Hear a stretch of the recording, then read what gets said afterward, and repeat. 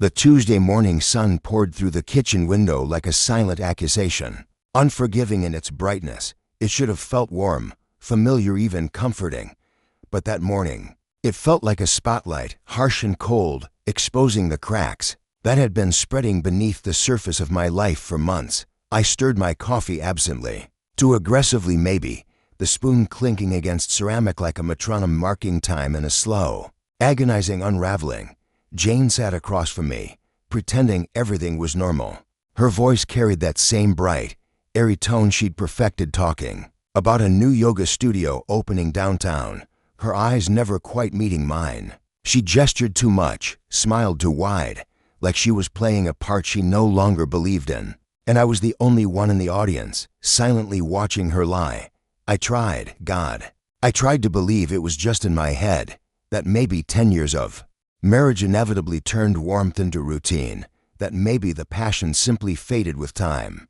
But it wasn't that. It was the way she flinched when I touched her, the way her phone seemed to always be tilted just slightly away from my line of sight. It was the awkward pauses in her stories, the half-truths clinging to her sentences like static. Then the mailman came, a thump on the door, a stack of bills, circulars, the usual detritus of suburban life, and one envelope plain white, no return address, my name written in a hurried, almost panicked scrawl. I picked it up. It felt heavy, not in weight, but in meaning.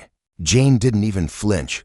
Probably junk, she said with a dismissive wave of her hand, turning back to her half-eaten avocado toast. But her casual indifference, that carefully manufactured nonchalance, felt off. Too off. My gut, that ancient warning bell I'd ignored for months, roared back to life. I opened the envelope at the table, slow and deliberate, like I already knew what was inside. And maybe, on some level, I did doubt it was a photo, a single moment. Frozen in time Jane, her face lit up with a glow I hadn't seen in years. Her arms wrapped around another man, their mouths locked in a kiss that was intimate, hungry, familiar. It wasn't a mistake. It wasn't something that could be excused away. That kiss was rooted in time, in repetition, in desire. My hand trembled. The coffee cup slipped from my fingers and shattered on the tile, shards of ceramic spreading across the floor like jagged punctuation. Jane stopped mid-sentence. The color drained from her face, her fork suspended in the air, her lips parted, but no sound came. She looked like a child caught with her hand in the cookie jar, except this wasn't some innocent act. This was betrayal, writ large in crimson and gloss. Junk mail, I said, my voice low and razor-sharp, slicing through the silence between us. I held the photograph up. She stared at it, frozen. No denial, no performance, just fear. The room felt like it had lost all its air. I could hear my heartbeat in my ears, loud and brutal. She tried to speak, some jumble of excuses and stammered justifications, but it was all static. All I could hear was the roaring chaos in my own mind. Who is he? The words came out like stone, not loud, but heavy enough to shatter everything. She hesitated. Her lips trembled. Daniel. She finally whispered. A stranger's name, a nobody, some slick, low-rent real estate agent. Probably some man who didn't think twice about stepping into someone else's life and setting it on fire. My voice dropped even lower. Get out. She blinked. Please, let me explain. I stood, slow and steady, the chair legs scraping against the tile like nails on bone.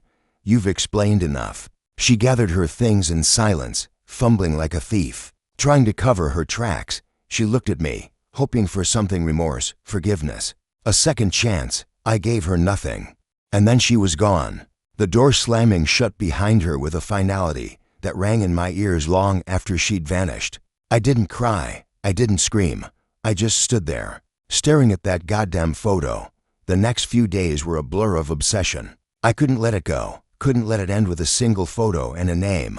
I needed more. I deserved more, answers, details, closure, revenge. So I used my contacts, the kind of people I usually only called for business. Within days, I had everything: Daniel's full name, his address, his place of work. He wasn't just some anonymous fling. He was a smug, well-dressed cliché, a self-satisfied bastard with a fake smile and a fragile ego. Exactly the kind of man Jane used to mock. Until she didn't. I walked into his office unannounced. He was at his desk, scrolling his phone, bored out of his mind. Then he looked up and saw me. His smile faltered. His eyes went wide. "Daniel," I said, stepping into his space. He opened his mouth to speak, but I didn't give him the chance. I grabbed his shirt, yanked him across the desk, and landed my fist squarely into his jaw. The crack was satisfying. He fell backward with a crash, knocking over his chair and papers, scrambling like a trapped animal. I was on him again, fists flying. Each punch wasn't just a blow to his face, it was a release of every night. I lay awake next to a woman I didn't know. Every time I blamed myself for the distance, every whispered lie. He tried to fight back, weakly, but the fury driving me was beyond him. By the time I stepped away, he was crumpled and bleeding on the floor, shaking, humiliated. "If I ever see you near her again," I growled, "I'll finish what I started." He whimpered and nodded. I left him there broken. But I wasn't done.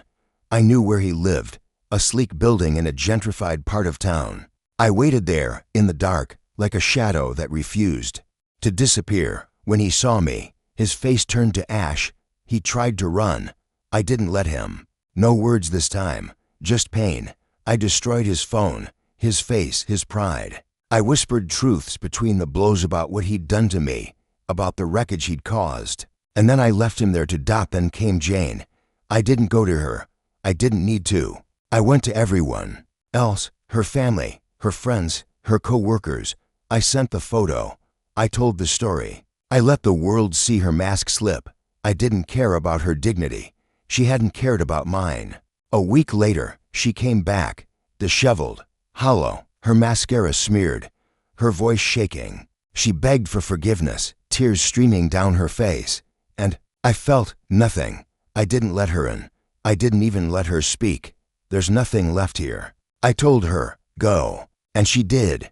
The weeks that followed were filled with cold paperwork and colder silences, dividing assets, separating names from contracts, signing the death certificate of a decade-long marriage. The rage had drained from me, leaving behind a numb sort of peace. I never saw her again.